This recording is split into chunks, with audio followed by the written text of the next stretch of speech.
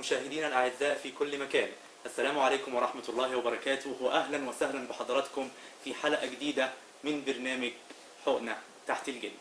حلقة النهاردة هتكون حلقة هامة جدا، هنتكلم مع بعض عن موضوع مهم جدا وخطير جدا، موضوع يهم طبقة كبيرة من فئات المجتمع. حلقة النهاردة هنتكلم عن موضوع بيتم استغلاله من قبل، مش هقول عليهم أطباء، ولكن هقول تجار معدومين الضمير.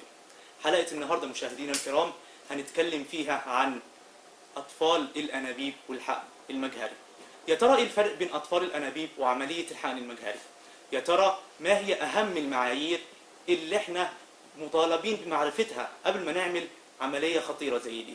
يا ترى ما هي أهم الأدوية وأبرزها اللي احنا ممكن نستخدمها قبل ما نعمل عملية زي دي؟ مشاهدينا الكرام كل ده وأكتر هنعرفه بالتفصيل مع الدكتور اللي منورنا ومشرفنا النهارده في استديو الصحة والجمال، الدكتور محمود زخيرة، استشاري طب النساء والتوليد ومؤسس مركز آدم لعلاج العقم.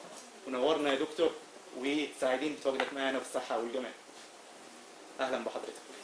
قبل ما نتعمق في الموضوع وندخل في صلبه هنروح لفاصل وهنرجع تاني، خليكم معانا. مشاهدينا الكرام عدنا ليكم بعد الفاصل، بنجدد التحية بكل المشاهدين اللي بيسمعونا واللي لسه منضمين لينا على شاشة الصحة والجمال، وكمان بنجدد التحية بالدكتور محمود زخيرة اللي منورنا ومشرفنا مرة تانية. دكتور محمود، قبل ما نتعمق ونخش في صلب الموضوع عايزين نعرف من حضرتك ايه هو او ايه الفرق بين اطفال الانابيب وعملية الحقن المجهري. تمام يا دكتور. طب ايه هي اهم المعايير يا دكتور اللي احنا ممكن نعرفها قبل ما نعمل العملية الخطيرة دي؟ وزي ما عرفنا من الدكتور محمود زخيرة ان اهم المعايير هي التحاليل فقط، التحاليل وليس غير التحاليل، يعني مفيش مدة زمنية معينة يجب انقضائها عشان نعمل العملية دي. وبكده مشاهدينا الكرام مشاهدي حقنة تحت الجلد على شاشة الصحة والجمال نكون وصلنا لنهاية حلقة النهاردة.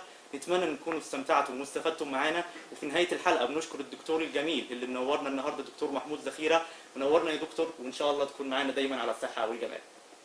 مشاهدينا الكرام انتظرونا الاسبوع القادم في نفس الموعد، حتى ذلك الحين لكم مني اطيب التحيات.